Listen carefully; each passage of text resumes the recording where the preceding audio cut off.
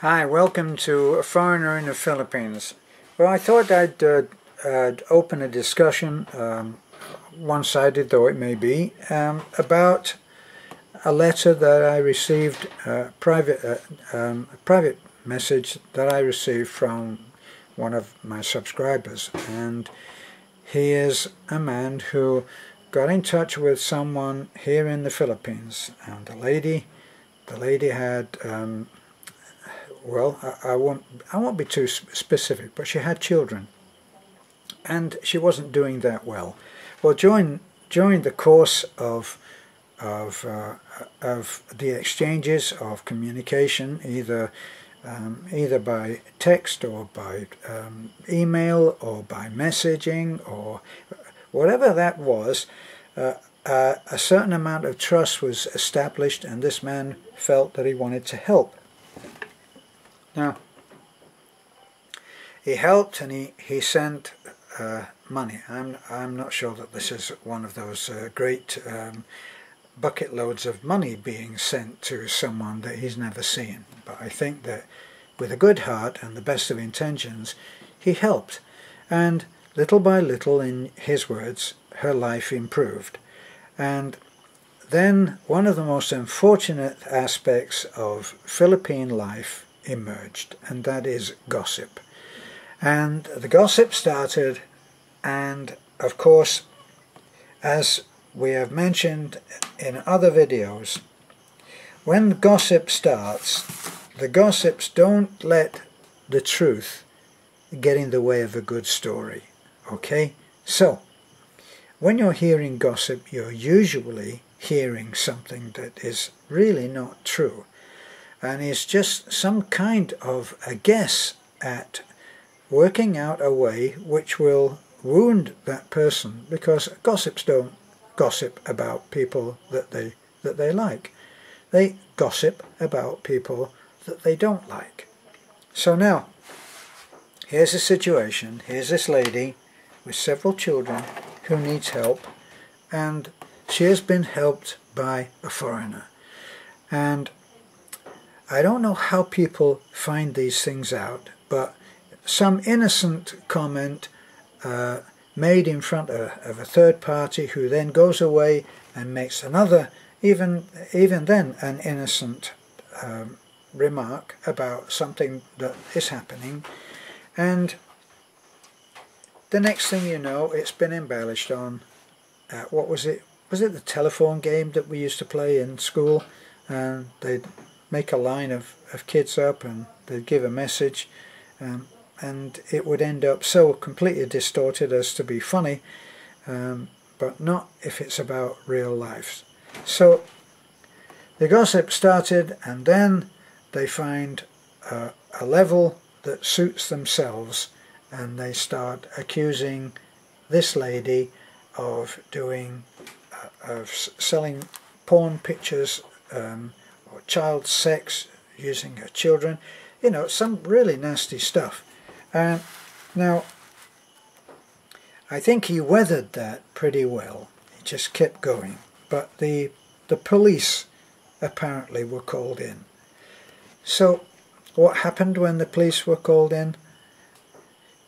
They came in and talked to the woman and left, deciding that there is no case to answer. This is not one of those things where anything untoward is happening. And that was it. It was squashed. Meantime, someone else, who is a mutual friend of a friend, has contacted this good man and started to chat. Right. Now, my experience with people who are on some kind of a scam is that they're actually very skilled, because they've had a great deal of experience. So the time goes by, messages were exchanged, and then it's put to the man, would he like that they have heard that he would pay money for nude pictures sent on over the internet. So then what does he do? And well, he wrote to me. Now, this is the way that I've eventually had to come. Now, bearing in mind that my standard explanation for a lot of this is that when the gossip starts and accusations fly, what usually happens is that they don't let the truth get in the way of a good story. That means that they're liars. So, this man is now caught up in, he's tried to help one person, and then lo and behold, some other person comes in, and then they're mentioning some other. Now, he's there saying, well, wait just a minute, you know, look, I'm one of the good guys. I'm not interested in this. Well, and then it is one of those things where you step into quicksand, and the more you struggle, the deeper you get. So, what's my advice on that?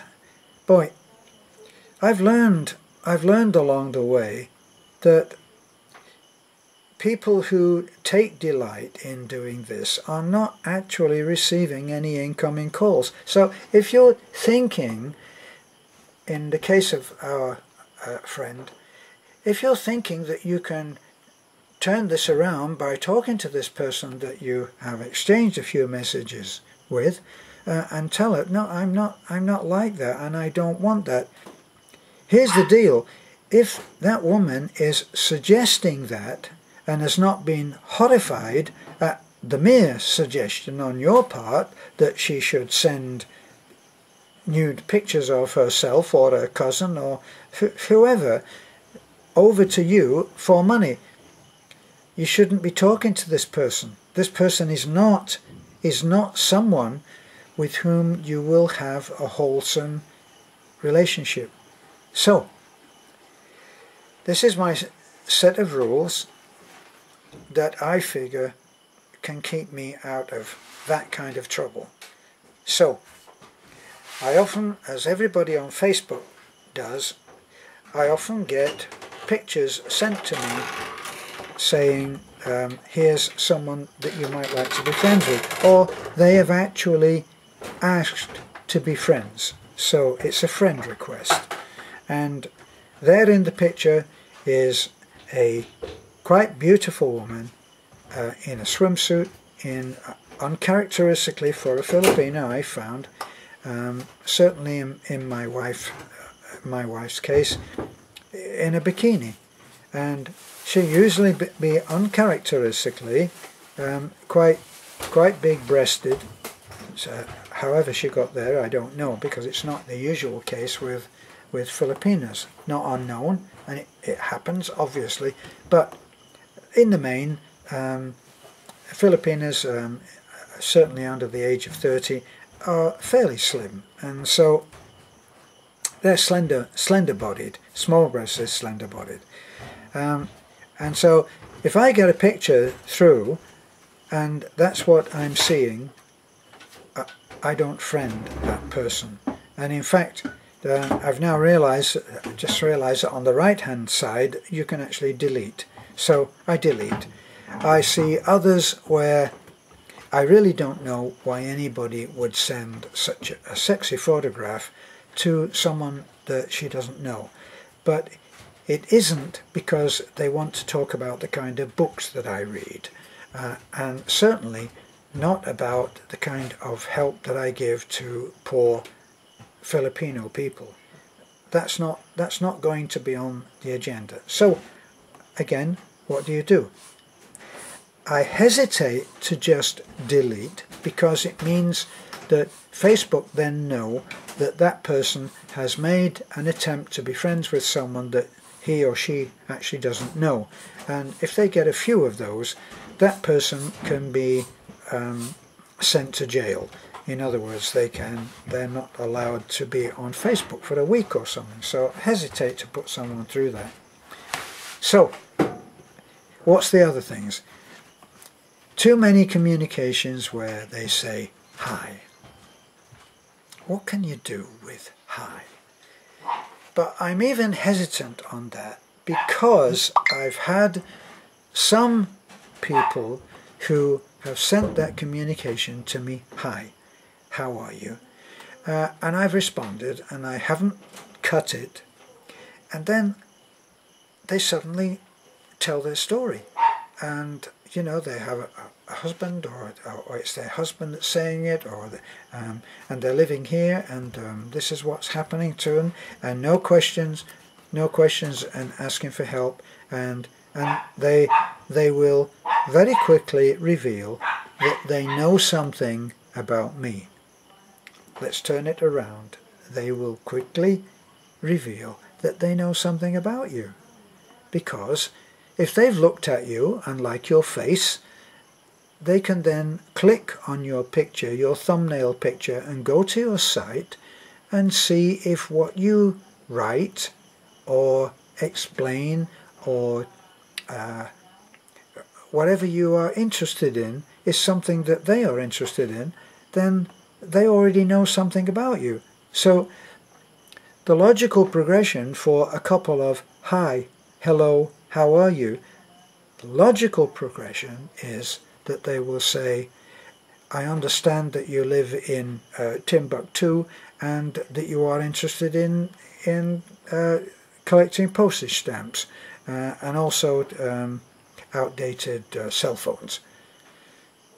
Okay, now there's the basis there. If you wish to have a friendship of some kind, a chatmate is what they call themselves, and you can decide, but you'll be deciding with some substance. So there's a case where you wouldn't just delete. The other thing that I tried, which was very successful, was after two times of saying hi, I would address them by their name. Hi Doris, hello again Doris, what can I do for you? How can I help you? Now, that opens for them to reveal the real thing. And then you can decide to just block them, delete them, and all of that. Or you can say, what was it made you get in touch with me? In other words, is there something that interested you about me? But it requires them to reveal whether they know anything about you. And if they don't, then it means that they just get a collection of names and send a message saying hi to any one of I don't know, it might be a dozen. So then you know to delete it. So it's all about handling it up front. Do it up front. And be fearless about it. Unfortunately, be fearless about it. Once you keep getting these conversations that start with hi and end with hi, where can that possibly go? And there are men out there talking to men and saying, hello dear, what do you do with that? Delete. Of course, I'm not the dear of any man. So you delete. So it's a case of you have the tools to get rid of these nuisances and to get rid of these potential, I call them shipwrecks, these potential shipwrecks. Like this young man who tried to help somebody, found himself in some kind of difficulty, but that didn't seem to be the fault of either him or the lady that he was helping. And apparently it leveled out, and I'm really happy that it leveled out, and he found a way to get through this. It ain't easy. That's what we all find out. So this has been a foreigner in the Philippines talking about the dangers of hi.